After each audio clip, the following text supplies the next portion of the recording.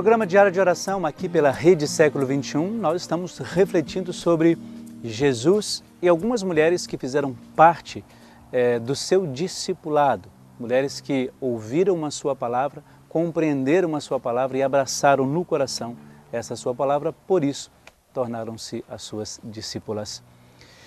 Nós refletimos outro dia sobre a mãe de Jesus, como Maria, a mãe, e depois discípula, mãe que se tornou discípula. E hoje nós temos uma das outras, chamada de Maria Madalena, que todos nós conhecemos, e eu não preciso aqui retomar a história de Maria Madalena para que você compreenda a função ou o papel que essa mulher exerceu na vida de Jesus durante toda a sua vida pública, a partir, obviamente, da sua conversão, quando Jesus a defendeu e teve compaixão dela. Mas a preocupação, além disso, é trazer um outro dado que para mim é muitíssimo importante que a gente tenha como referência.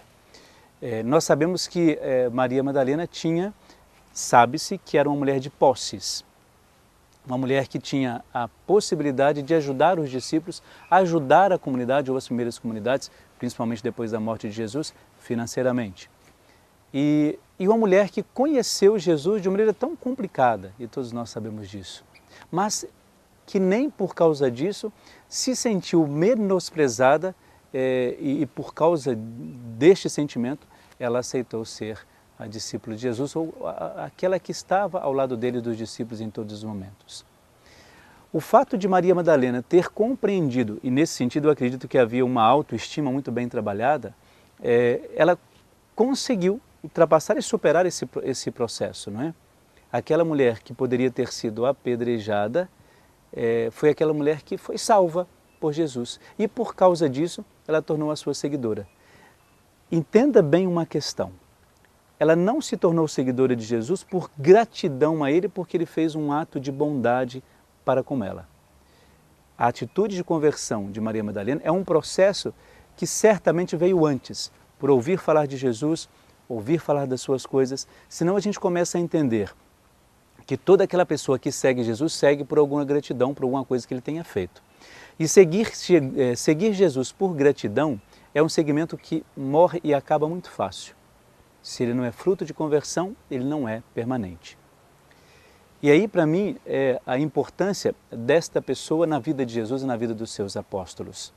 Foi para ela, essa primeira pessoa, que Jesus apareceu na sua ressurreição. E o que Jesus disse para ela? Olha, vá e anuncie, propague, conte para as pessoas que de fato eu ressuscitei.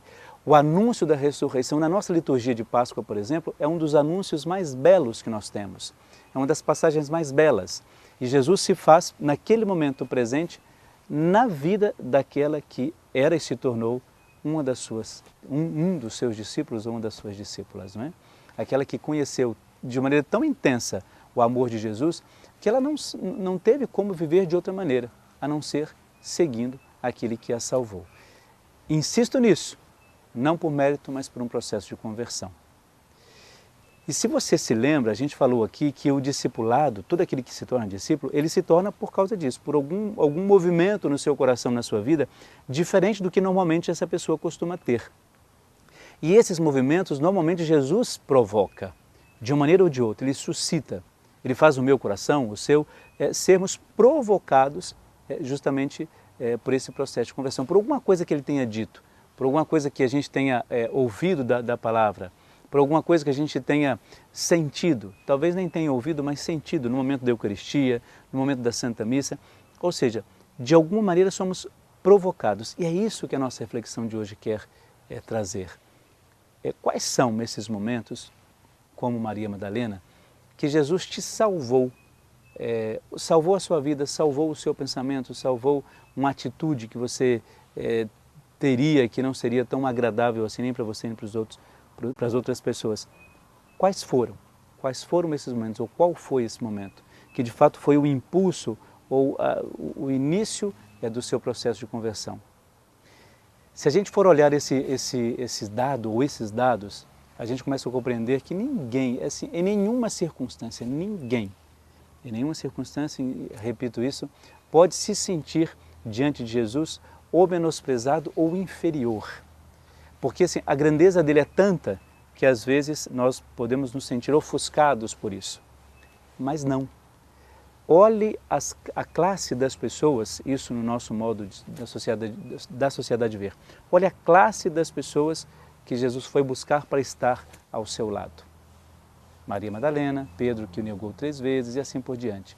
Mas o olhar que ele tem sobre essas pessoas e sobre essa realidade é um olhar diferente. E é esse olhar diferente que faz com que a pessoa se sinta também discípula. E no nosso caso, Maria Madalena, uma mulher que acreditou naquilo que Jesus disse assim, de uma maneira intensa. E por isso foi aquela que anunciou a ressurreição de Jesus. Então por isso vamos, de maneira muito especial, pedir nesse dia que nós tenhamos essa sensibilidade também. Viver e sentir de fato essa presença de Jesus na nossa vida para vivermos também o processo de conversão e sermos discípulos e discípulas dele. Fique então agora com a bênção, uma oração toda especial para você e para toda a sua família.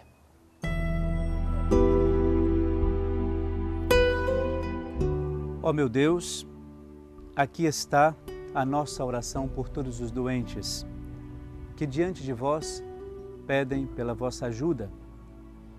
Ele veio pedir-vos o que deseja e que considera como a coisa mais importante para si. Vós, ó meu Deus, fazei penetrar em seu coração estas palavras. O importante é a saúde da alma. Ó Senhor, que se cumpra nele a vossa vontade completamente. E se desejais que se cure, seja-lhe concedida a saúde. Mas sendo outra a vossa vontade, que ele saiba carregar a cruz. Peço-vos também, por nós, que intercedemos por ele. Purificai os nossos corações para que nos tornemos dignos de transmitir a vossa santa misericórdia. Protegei-o e aliviai a sua dor. Que nele seja feita a vossa vontade, que através dele seja revelado o vosso santo nome. Ajudai-o a carregar a sua cruz com coragem. Amém.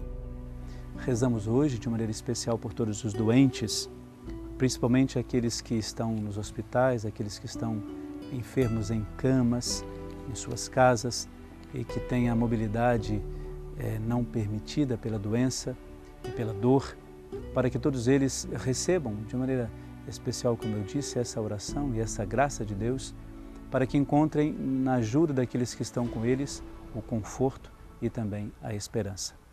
Abençoe-vos o Deus Todo-Poderoso, o Deus que é Pai, Filho e Espírito Santo. Amém. Permaneçam na paz de Deus.